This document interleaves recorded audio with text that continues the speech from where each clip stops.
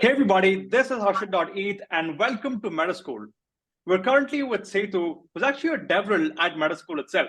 And I'm really thrilled to welcome you guys to this podcast. And this is actually going to be our very first podcast where we dive deep into the world of DevRel with Sethu. Yeah, so I don't know if this is the right thing to say, but thank you for having me. We are basically the same team. But yeah, DevRel, I started in the whole Web3 space like almost 4 years ago.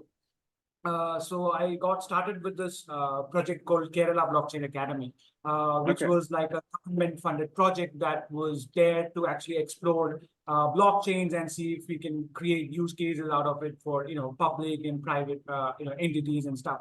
So that's how I got started. And during my time at Kerala Blockchain Academy, I was a research fellow and then a research and development engineer.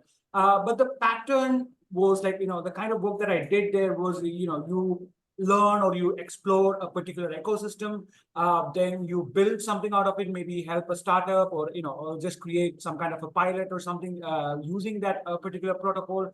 And then finally you actually, teach or just create materials using which you can teach others, this whole thing. So it was like, learn, build, and then teach. So that was the kind of pattern that I was following at the time. And during the time, I actually didn't know that there was a name to it. Like, there was this whole evangelical side to it, or I didn't know that DevRel was a thing. But as I through the career, I felt like the kind of work that I was doing at KBA resonated with me more because I was actually helping people, starting a community and all those kind of stuff. So I actually went and searched for such a similar role, and that's why that's how I actually got to know about DevReling and all those kind of things. And, it sort of just started from there. So I started actively looking for opportunities in that space. And that's how I got into DevRel and dev advocacy positions. Yeah. Understood. Can you actually dive deeper into what the Kerala blockchain thing was? Would love to learn about that because that was your start, right? Because that drew you into this technology and you eventually led to focus on developer relations. So would love to learn about exactly what you've done there and what exactly that is. Yeah, so Kerala Blockchain Academy was actually a project that was initiated by one of our HODs. So the idea was like he got the backing from the Kerala government to actually start the project, and the idea was it was sort of like this R&D lab. It was one of the first in its first of its kind in the state because I don't think there were much people doing much of a blockchain exploration at that point in time. Like I'm talking like 2017, 2018, during that time. So, so this whole project was started in order to see if we can fit blockchain into various use cases. It can be a bureaucratic use cases, or or just this KBA was intended to be this kind of a knowledge base. Like if anybody wanted to learn or consult regarding this blockchain, this was the place to be. So that was the initial idea for the project, and it involved a lot of consulting. Like KBA provided a lot of courses. We provided a lot of training and stuff. So it was kind of this knowledge base for Web3 that was backed by the government itself. So I started as an intern there, but I basically ended up as a research and development engineer at KBA. Okay, I think that's interesting, right? And just understanding about what KBA is, like Kerala Blockchain Academy, I think that's super interesting. So you started off as an intern and then you became a researcher there. But I think it's very interesting that the Kerala government itself has actually backed the whole academy because I actually see a lot of centralized entities and a lot of nation states do not support blockchain, right? Now the mass adoption is definitely happening. But when was this? When did this happen and how was the whole experience like? Because a government backing something like this, I think that's super unique. So why don't you tell us that? Yeah, so this came at a time when, I'm sure you remember the whole 2016, 2017 period when blockchain was all the hype, right? So there was a lot of noise around blockchain, and I guess like when it comes to the Kerala government, they are actually quite active when it comes to exploration of these technologies. So it came at a time when there was a lot of hype around this technology, and so a lot of this hype was around the whole crypto thing and stuff like that. But the government was very specific, or the project was very specific in not wanting to dive into the whole crypto space. They just wanted to focus on the technology and see what it is like, or how can we implement that particular technology and not the crypto side. So that was the initial goal, to understand this technology, because everybody was talking about it and it was all the hype back then. So I guess that's how it started out, like KBA started out, and I think even today, that's the pattern there. Like we research into, like we focus more on, I mean, KBA focus more on the technological side rather than the crypto and all those kind of things. Understood. Understood. I think that's a great perspective, because when most people get into crypto, they come in because of the noise, they come in because of the pumps, they come in because of all of this, hype that's going on, the quick money that's going on. But it's very nice that a government has backed this and also dived deeper into the technical aspects of this and understanding what the blockchain technology is, right? So I think that was super interesting there. So now, I'd like to ask you, was there like a defining moment or a project which helped you in your career, like made you realize the importance of developer relations there? Yes, actually. So, like I would actually like to add a couple of points to what we already discussed. So, I think another really cool driving factor when it comes to like the whole KBA project was that during the 2017-2018 period, I think a lot of major players in the Web2 space, if I can say so, like IBM and Intel and all those kind of people, they started contributing to different blockchain frameworks. The thing is, there was a project called Hyperledger. I mean, it's still pretty active.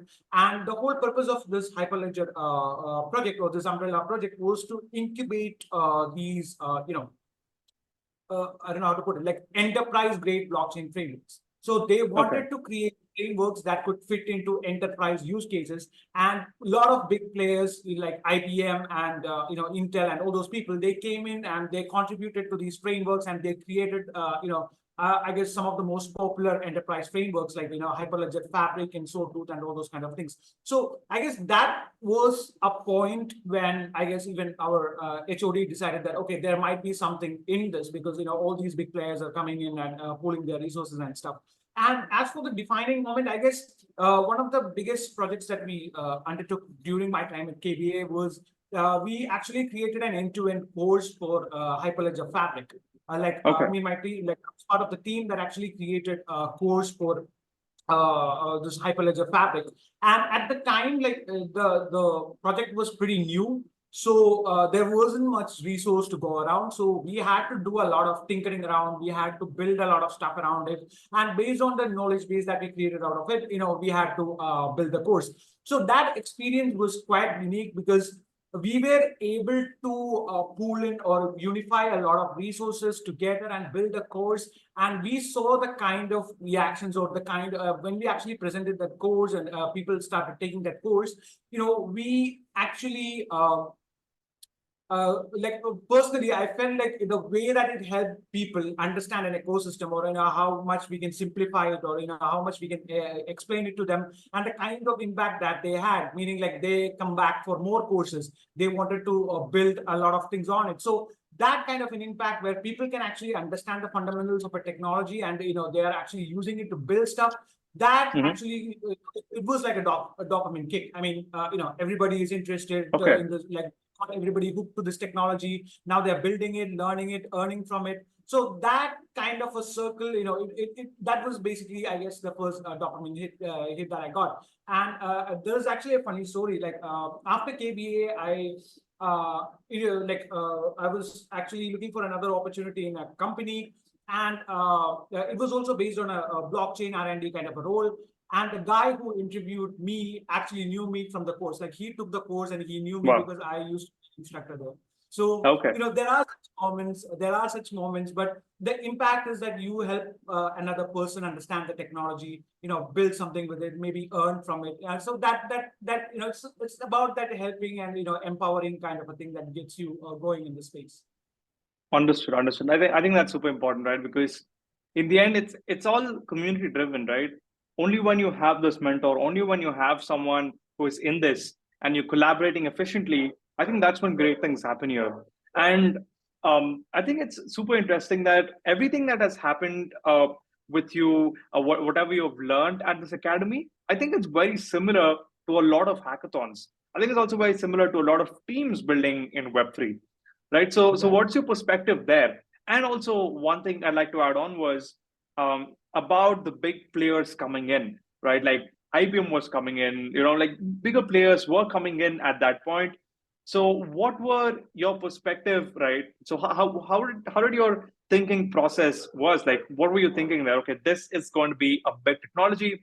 This is going to shoot up. I have to get in here. I have to, get in as early, and just ride the wave. Is that something you were thinking? So, would love to get to know on both these points. So, what do you think?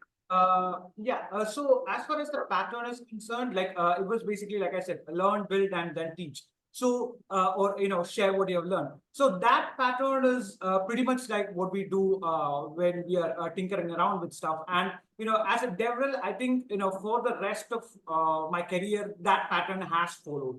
Because Okay, whenever DevRel or especially like in Metaschool, you're always looking into different ecosystems, trying to create courses and stuff. So you learn about that ecosystem, then you try to build correct. something and then actually teach. So that pattern actually sticks. And I guess one of the things that it propagates is something called as learnability.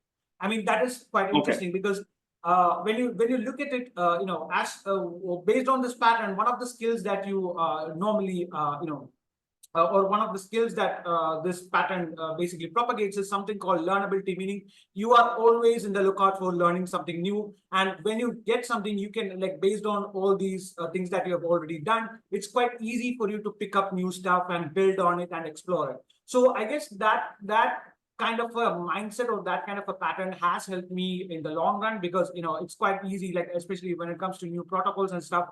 Now, like hmm 4 years, 5 years down the line, it's quite easy for me to go through a white paper and see what it is all about. Because I come like I used to do this kind of thing, for early in my career. And as for the whole hype thing, yeah, I mean, there are two sides to that coin. I mean, a hmm company can get into this technology as a means to quickly grab some cash, or they hmm might be in for the long run. So when we saw that these people are collaborating or these people are coming into the space, obviously we had our doubts, like, why are they doing this? Is there money involved? Is the market that big and kind of stuff? But then we saw that these companies are not trying to privatize the product. They're actually trying to be Okay, part of the community and drive the frameworks forward. Like most of the code that these companies put out, like for these frameworks, are open source, meaning they also wanted to do something or try to propagate this technology forward. And so we saw this as kind of this long game rather than a quick money grab, because a lot of these technologies or a lot of these frameworks, they are quite popular and a lot of use cases has come around them. And these companies, rather than just creating a product and doing that cash grab kind of a thing, they actually contributed to it or helped maintain it. So this gave us a confidence that they are in it for the long run. They are not just trying to make some quick buck out of it, and they just want to have a more standardized version of what is out there. So that's why this is went in. I guess, like from my personal opinion, that's why I guess we went all in on these kind of frameworks like Hyperledger. got it. I think that's a very important point that you just raised there was that these companies coming in aren't just coming in to capture the market, but they're also trying to open source stuff, right? I think Yeah. open source, lately we've seen that this is something which is just all over Twitter, right? I mean, for example, like OpenAI doing it and people calling it like closed AI, just trying to make a meme out of it. But one thing about Web3 is that it's open source, right? Everything is on the blockchain. Everything can be seen, everything can be read. And a lot of companies, a lot of Web3 projects, they actually share their documents, they share their Gitbook. So why do you think that Gitbook is important? And as a DevRel, so what's like the process of writing this Gitbook, or what's the mindset of a DevRel in terms of like open sourcing the code? So how does that work? Yeah. So open sourcing is like, so it like, especially when it comes to Web3, it's kind of like its ethos. Like everything should be out there. Like it's all about decentralization and it's all about providing that transparency. So the code and everything, it should be out there in order to cater to the whole ecosystem. Because if it is closed or if it's like a black box kind of a thing, I don't think it fits. It fits in the whole Web3 kind of a thing. But there is this thing because see. When these companies like IBM and stuff, they're like all these companies, they got into the space. They were actually trying to create enterprise versions of blockchain or enterprise frameworks or for creating blockchains for enterprise use cases. So the thing is, they actually like I'm not mentioning any particular companies, but they actually had, I would say, like when you look at business generally, you know every business requires certain amount of data confidentiality. I mean, you can't share all the details with everybody. Like if you're conducting some transactions and stuff.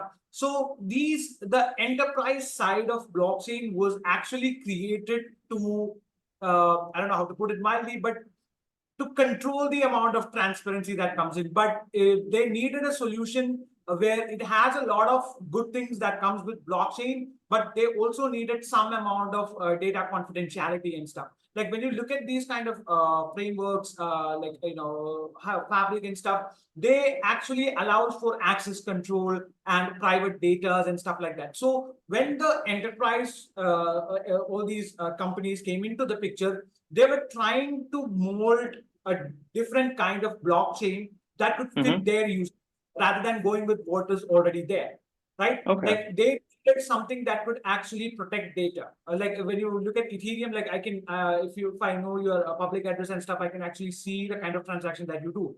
But that's not always practical when it comes to an enterprise use case. So this whole setup was to see if they can mold blockchain into a separate category where they can use it in a way like it can be distributed, it can have that consensus and everything, but the data, it needs some kind of an access control or confidentiality. So I guess that is why, or they were basically the whole Hyperledger ecosystem, that's what they were trying to do. They were trying to mold or create a different category of blockchain. I think it is like whenever you look at the categories of blockchain, there is the public blockchains like Ethereum, and then there is the private blockchains like Hyperledger Fabric. So the idea was to create something that the enterprise can use, like at the end of it. It was not like, they were like too much, the code was open source, but the project at the end, it actually catered to the enterprise, meaning it actually introduced data control and stuff like that. And as a DevRel, I guess a good documentation, like a developer experience means how easy it is to integrate a product and or build something with a product. So a doc is so a doc is sort of like your initial touch point.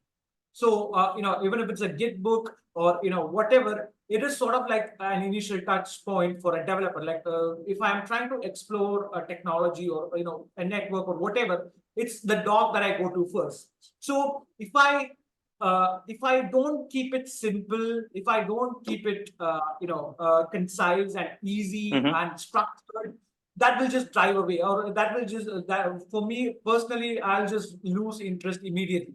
So as a DevRel, it is actually a core focus to actually create content that could help. Like we can go all in on the technical stuff. I mean, it's easy. Like we can write a full page of completely technical doc about any protocol. It's because there are a lot of stuff.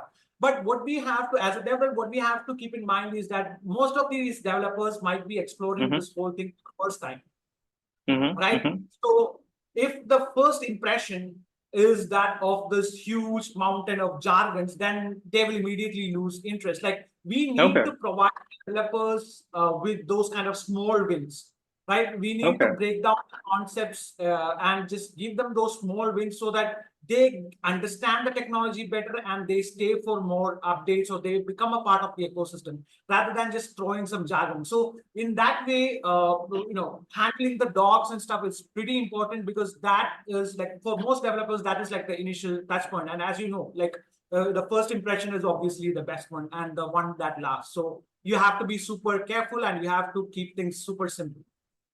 Got it. I actually love this point here, right? Because the first touch point itself for the developer is this. And the whole point of this is just trying to make it easy for the developer, right? Because they're already overwhelmed with so much technology, like so many technical terms. Like they're just trying to figure out what an ERC20 is, what an ERC721 is, and just trying to wrap their head around it. And now if they see a lot of jargon, I'm pretty sure, they're just going to go bonkers there. But now, once you told me this, I kind of see a role of a developer as a bridge between the community and, trying to fix things here with a dev. Maybe I'm able to articulate it a little better, but I would love to know from you, is this like a bridge, and what exactly are we bridging here? So, yeah.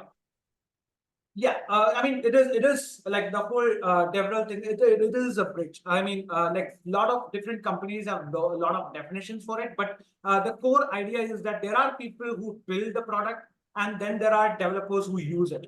So, each of them live in their own spaces, meaning, they might be tweaking a lot of, bringing in a lot of features, and the developers might be trying to figure out what is going on with the product. So the true job of a DevRel is to act as this bridge between the engineers who build things and the developers who use it. Like, so that's the kind of relation that we are trying to connect, or trying to create between these two teams. So the idea is that we should be able to advocate the developers' problems to the engineers and help them better the product. And once they do that, we should be able to advocate those features to the developers so that it is easy for them to use. So it's sort of like this two-way street or a bridge that connects these two people.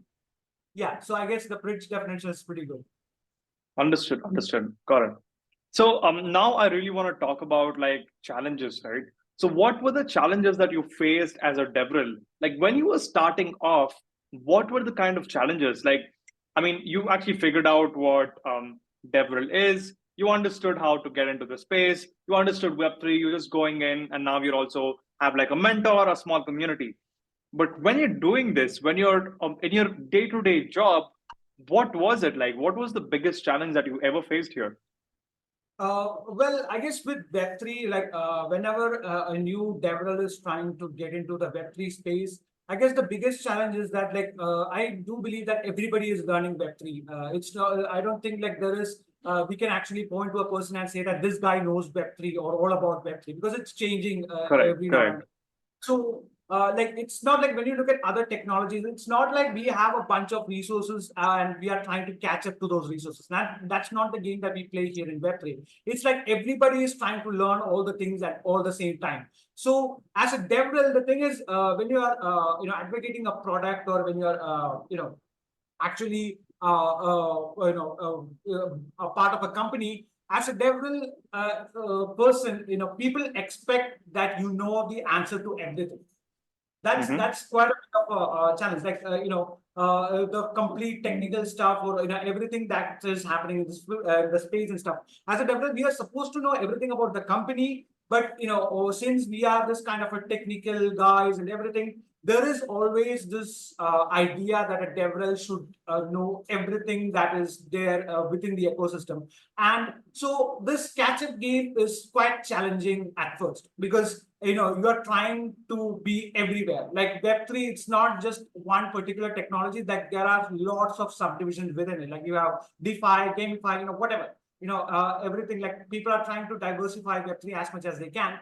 And as somebody trying to enter the space, trying to catch up with all these things and trying to answer all the questions that might come your way, that is quite challenging at first. But then you see that it's not about knowing everything. It's about having some good idea regarding a particular set of things, so that a particular set of things that your product or your company and all those stuff caters to. And once you understand that, and once you adopt to such a mentality, then it becomes a lot more easier. It's not, I'm not saying that you should turn a blind eye towards everything that is happening. Just keep focused. You need to find that area of focus that you would like to do or learn and stuff, and just try to master that, while also keeping, let's say 40 to 45% of your attention to the rest of the things that is going on. So that catch up is quite challenging when you look at the DevRel role. Okay. So I kind of see this as like 80-20 principle, right? Like the Pareto principle. You really can't focus on everything. But again, there are 20% of inputs can give you like 80% of outputs. And that's exactly where you're supposed to focus on. So I think as a DevRel, from what I've understood from you is, there's a lot happening in Web3, but now you have to kind of niche down. You have to niche down and understand like a specific subject and then dive deeper into it. And if you're working for a company, just go all in on that, understand exactly what that is, and then you're basically like the go-to person for any developer or a builder who's going to build on that protocol, right? Am I right in this perspective, or what do you Yeah, think? yeah, that's the thing. But yeah, that's exactly what I'm saying. Like, when you focus on a company, like you should know the ins and out. But the thing is, since you're a phase of the company, or since you portray yourself as a developer relations guy, people Mm-hmm. often, try to get all the answers regarding anything and everything from the developers. So they expect us to have every answer to every kind of thing that is out there.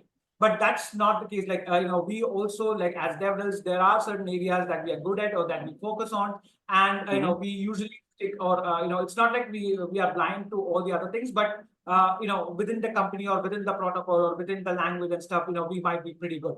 But it's not like developers need, because even when we are starting out, there is a pressure. Like, we see all these people like Patrick Collins and all these people, and they give the impression that they know everything, and we try to get in to that mindset where we have to learn Mm-hmm. everything that's out there, and that mentality sort of, basically it's a very difficult game, because they have that kind of experience and you are starting out, and if you try to grab everything that's out there, then you will just burn out easily.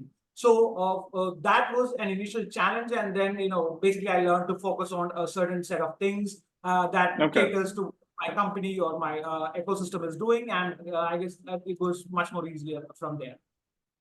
Got it. Got it. Got it. So now I've understood from you, right? So there are people who started off with Web3, understood what DevRel is, have a good community, and now they're in this phase of actually getting a job. So how did that happen? Like, how did you get a proper job with this? Because, like, to be honest, like when I started off, I had no idea that Web3 even had this community manager job. So I was just, out there on Discord, like you said, I was just tinkering on Discord, understanding what like Web3 means, understanding these NFT communities. And eventually I understood, I figured out that, okay, there is monetization possible here, right? I can monetize my skills. So in the end, it actually is about monetization, right? So now you have a skill, you're supposed to monetize it as in form of a job, or maybe you're trying to do something in consulting, or maybe even trying to, build your own startup. So how do you get to that job? Like, how does that work? Is it just applications and just applying everywhere, or how is that? For me personally, like I said, I was basically shooting in the dark. In a sense, I knew, like, after my second stint at a company, I knew that the work that I did at KBA, it suits the kind of thing that I wanted to do. So I Mm-hmm. didn't know the right words to look for it, or I didn't know the right role for it. I just started googling, what is research. I just want to do a research and build and stuff. And I don't know, maybe I just hit some keywords, some of the right keywords, and actually, in my like, I guess, one of the job descriptions actually had all the things that I was typing in, like research into Okay. Web3 and build things. And then when I looked at the role, it said developer advocates. Like, I didn't know that Okay. was a thing. But the job description basically had all the things that I was doing at KBA, but the title was like developer advocate. So I didn't know what it Okay. was. So I did a lot of research. I knew that this is the kind of thing that I want to do, but I didn't know there was a title attached to it. So Okay. I did a bit of research around it, and it basically fits the whole shoe. I mean, it was exactly what I was doing, like evangelizing, researching, and building. So that's how I got my first role as a developer advocate. But I think most people that comes in, and at this point in Web3, I guess we have a lot more exposure to the kind of roles and everything available. And what I've seen is people are usually focused on the kind of things that they want to do. Like, if they Mm-hmm. want to come in as a developer, or ecosystem manager and stuff like that. But Correct. sometimes I feel that many of them have the wrong idea when it comes to what that role offers, because I've seen a lot of times, like when people try to get into Web3 as a dev advocate or a developer relations guy, they feel like it's a more of an event management or a lot of traveling, all this Correct, kind of correct, stuff. correct. Yeah, yeah. Like they know that there is this role, and they come with the expectation that it's all about traveling and meeting Correct. people and conducting events and stuff. But that's just a part of what it is to be a DevRel. Like be a DevRel, you should actually be a developer first. It's about Okay. understanding the pain points of a developer. It's about tinkering with the software or your protocol and understanding the ins and out. And then you go out, you network, you pitch, or you show your product and stuff. So focusing on the marketing might lead to disappointment, in the sense, like a lot of DevRel, like usually what I've seen is it's a very technical role. You need to understand a lot of, you have to get your hands dirty with the code and stuff. And so Okay. I do feel like there is like a difference when it comes to the expectation that people comes with. But then again, I have met people who are like laser focused, like they know the ins and outs, and they just want to get that role. But yeah, it depends, I guess. Okay. Okay. I mean, it's kind of funny that you actually mentioned this, because eventually, I mean, when I started off with Web3, I honestly thought it was all about this traveling, event management. And I actually applied for a few developer roles too. And then when the interviewer asked, do you know how to code? I was like, no, but I can know ChatGPT. But that's that's not how it works, right? That's like the reality of this, because you really have to know the fundamentals of developing. Only then you can become like an advocate. I think that's something that Exactly. most You need to people, know. right? Exactly. And I think that's something that a lot of people get wrong in Web3, is that, like, you can just do anything, and there's like no work or something, right? But I really understand that there is a lot of like deep work involved, and only when you are good at it, I think companies can even like make roles for you specifically. If you're really good at something, and when you actually go to a company, or when maybe you're approached by a company, maybe they create like a role for you itself. And I think that's what is the beauty of the future of this work, and just working remotely, just working from anywhere. I mean, of course, there's this the whole part of traveling also. I mean, I've seen that you've done an amazing event, right, recently, and that was also a part of this. But again, I think Yeah. that's, don't you think it's like a ladder that you climb? Like, first you understand the fundamentals, you are in the space for a bit, you're able to Exactly. contribute a lot, and eventually you get to that stage. Exactly, exactly. Yeah, that's exactly the kind of thing that we should be doing. Like, like I said, developer relations, like developer comes first. Then the Okay. whole networking and relations and kind of event management and whatever. I think there are roles that are catered to it, like, maybe like event coordination and stuff. But when Correct. you specifically talk about developer relations, you have to be technical. You have to spend some time with the product, tinker, build, do whatever, but get that fundamentals right, get the technical Okay. knowledge right. And then if you're good with communication and if you're good with people, then you can just extend it and start shilling the product. And that's how you become, it's a ladder. It's actually a Okay. ladder that, and the ultimate form is actually conducting events and stuff. Like rather than just networking with a bunch of people, you stand in front of like hundreds of people and basically talk about your product, or help people build something with the product. So it is definitely a ladder. All right, so understood, Sethu. I think you've given us a lot of insights here, starting off with your journey, how you understood, starting off with the docs, the enterprise models, and understanding blockchain, and now how to get the job as well, right? And now I actually want to dive into something more bigger. Like, what do you think is like the next phase of this? What's the next phase of this? How do you think the whole space will evolve? And what are the opportunities for other developers trying to get in? Yeah, so Web3 as a whole, I believe, like recently, based on what I've seen, like this might be a very pessimistic kind of a view. But Mm-hmm. I currently feel like a lot of, like we are sort of like this self-contained ecosystem, meaning Mm-hmm. the problems and the solutions that we create only exists within this community or within this Web3 space itself. Like it's not like when you look at the technology like AI and stuff like that, there are a lot of stuff that we that incorporates AI in our daily life. But up to this point, I guess we are not actually seeing that kind of an adoption with Web3. And I guess it's not a technical problem. I mean, the whole blockchain thing and the whole technology has been here for almost 20 years now. So now I guess the next phase should be like tackling this, it's like I said, it won't be a technical challenge now. It will be more of a social challenge now, because people will use this technology when they understand or when they completely grasp the idea of having data ownership, or why data privacy and all those kind of things are important. But we are slowly moving to that phase, meaning we are in terms of an ecosystem, we are actually expanding, or we are trying to expand into real world use cases rather than just containing within the ecosystem itself. And at this point, I guess it's more of a social challenge rather than a technical one. But I guess when you look at the new opportunities that will come into the space, one of the core things would be connecting these two. Like, how do you seamlessly help a Web2 user come into Web3? So it might be new UX design, or it might be, how you can create new kind of websites and stuff.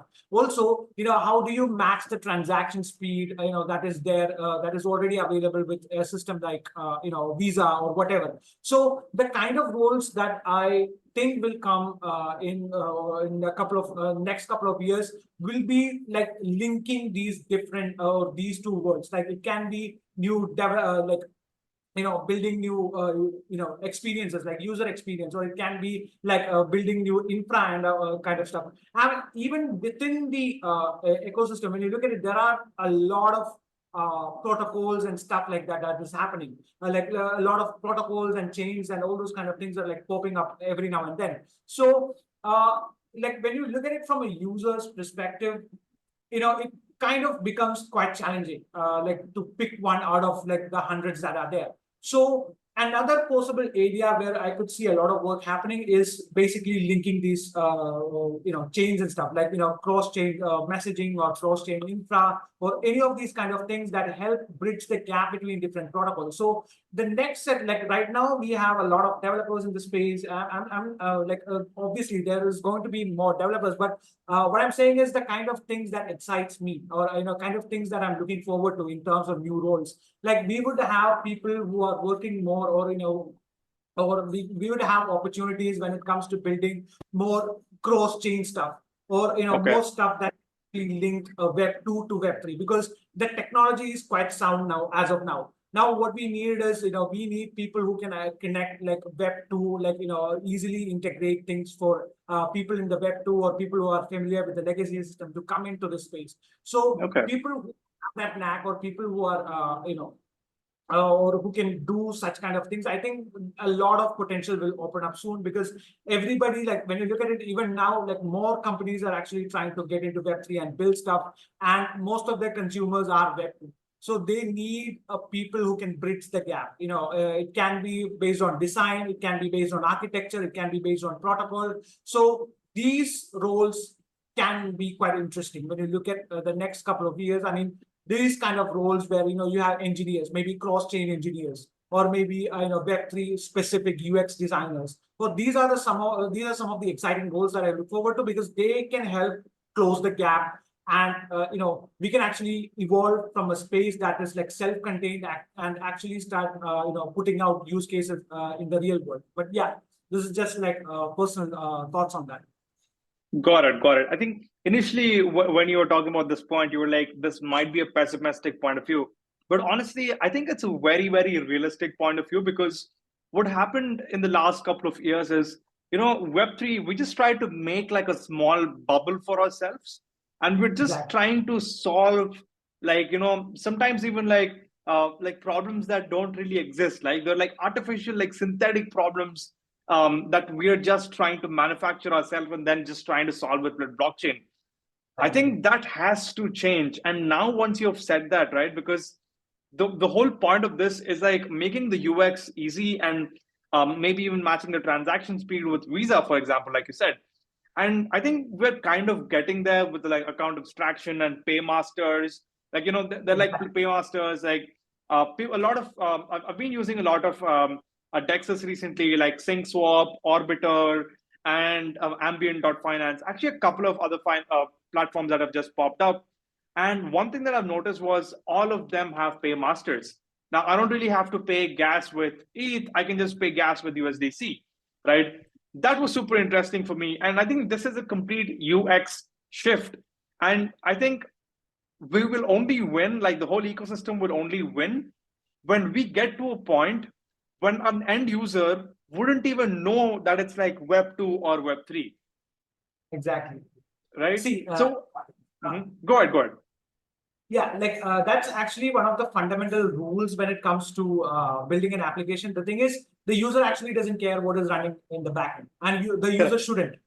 But right now, what we are seeing is like within the ecosystem, people who use our application, they are basically in it for the blockchain. And we, like you said, we have to be so seamless that people shouldn't notice that, the application is running on top of a blockchain or whatever. But like I said, it's I think it's more of a social problem now, because like not a social problem, but the challenges are more social, because we have to create that awareness. Like, these are the features, like we use AI because of the, easiness with which we can do a lot of stuff.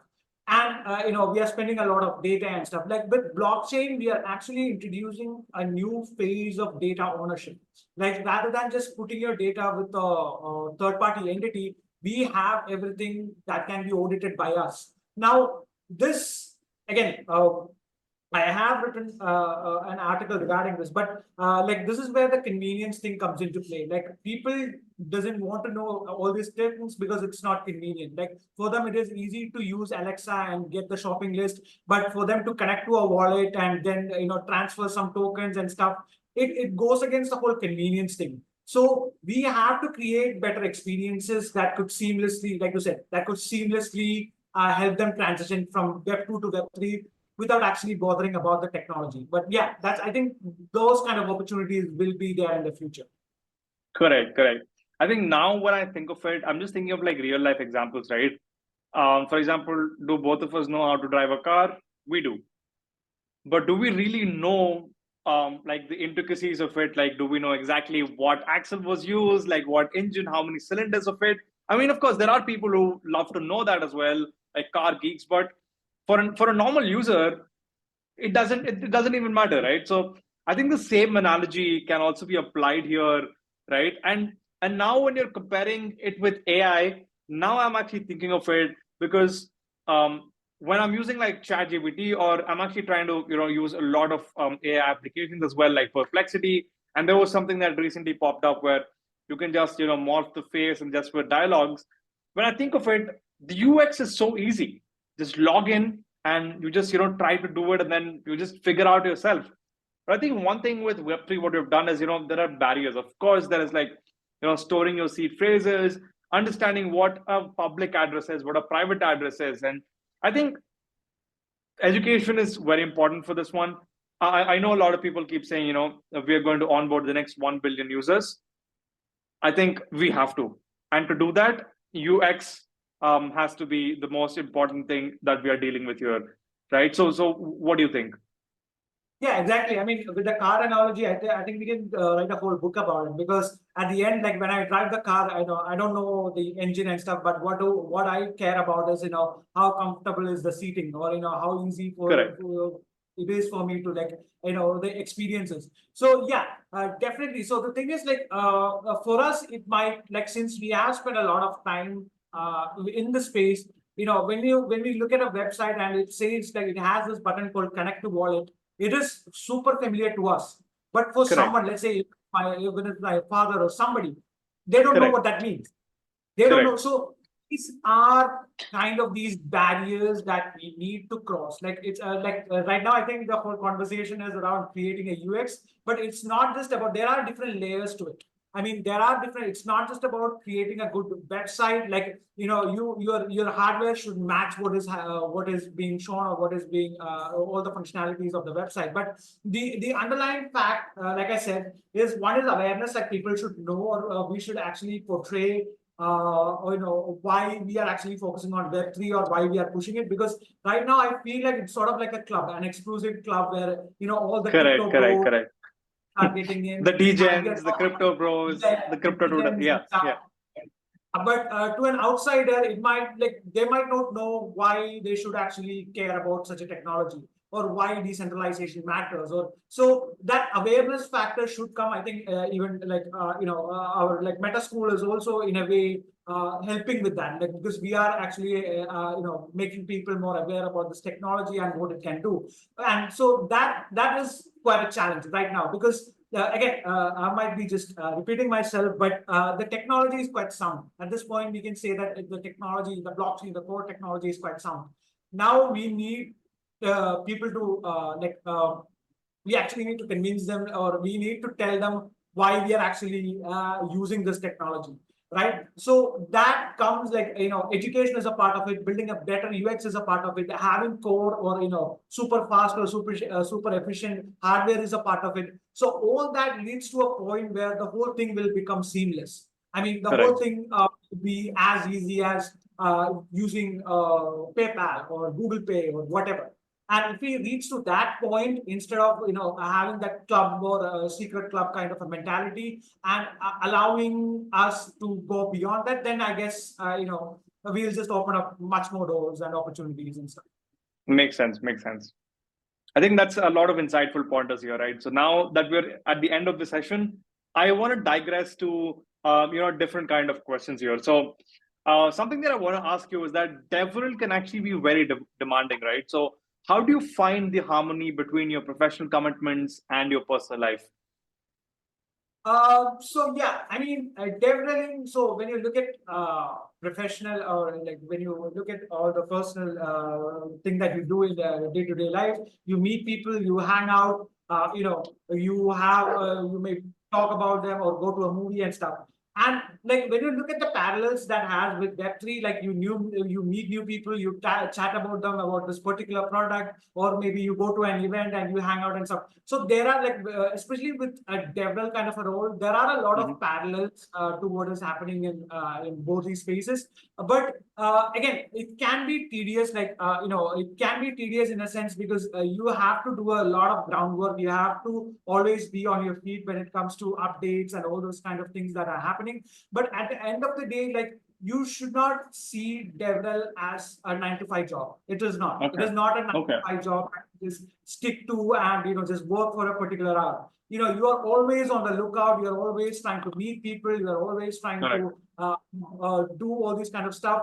And within all that, you can seamlessly integrate what is happening in your personal life. Like, you might have friends, you make new friends, you hang out in events and stuff. But yeah, I guess so. There is a parallel that you can bring into the role, because it reflects a lot of things that we love to do, which is meet people, share our thoughts and stuff. But when you look at it as a job, there is a lot of running around, because you have to you have to basically be a walking, talking knowledge base, and you have to look for ways to shill the product and stuff. So the thing is not to look at DevRel as a 9-to-5 job. Just you are passionate about, just think of it like this: you see a movie, you really love it, you'll just, everywhere you go, you will just basically talk about that movie. So you have to bring that same kind of a passion to a product. So just like how you do with the movie, you're like, okay, whenever you get the time, or whenever you are in that circle, and not everywhere, it can be boring, but whenever you are in the circle, you just integrate the DevRel elements to it. But it's like I said, it's easy when you think of it like more of a extension rather than a 9-to-5 job. Got it. Actually, like this mentality, Sethu, right? It's a very nice mentality. I guess most people in crypto, who are super passionate about it, they never see this as a 9-to-5 job. They're always on their Twitter. They're always on Vopcast. They're always, looking at different docs, like which meme coin is pumping. What are the latest updates on this platform? Like what is this protocol doing? I think that's the best part about this.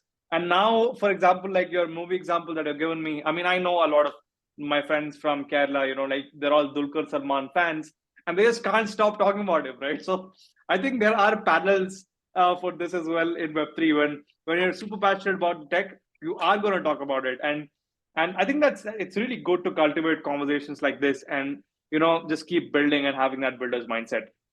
Yeah, I think that's great. So yeah, would also love to have this like one last question that I wanted to ask you was, finally, like, what's that one message or insight you'd like to leave to our audience, like with especially those looking to make a difference in the tech community? So in order to make a difference, I would say, keep on, I guess the one thing is like always be a learner. I mean, never be stagnant. Like, I think that is one of the core principles of DevRel as a role.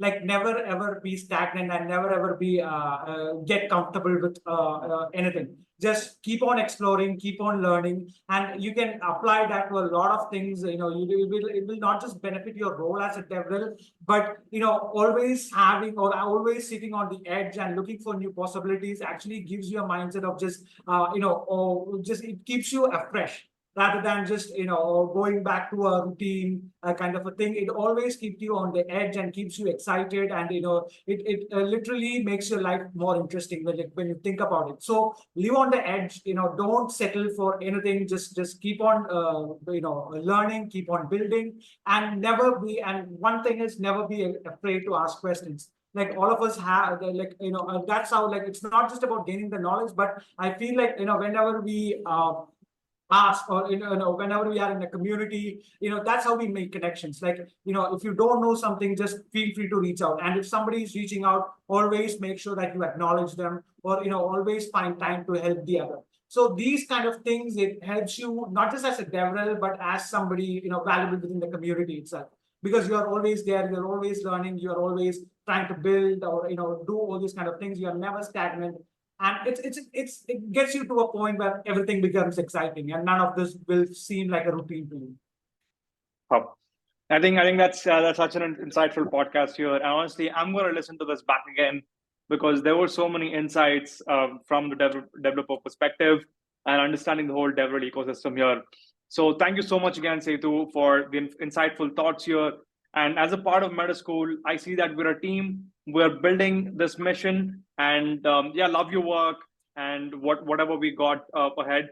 So yeah, let's keep building, guys. And like we keep saying, LFG. So let's fucking go, right? Thank you again, Sethu. See you again. Awesome.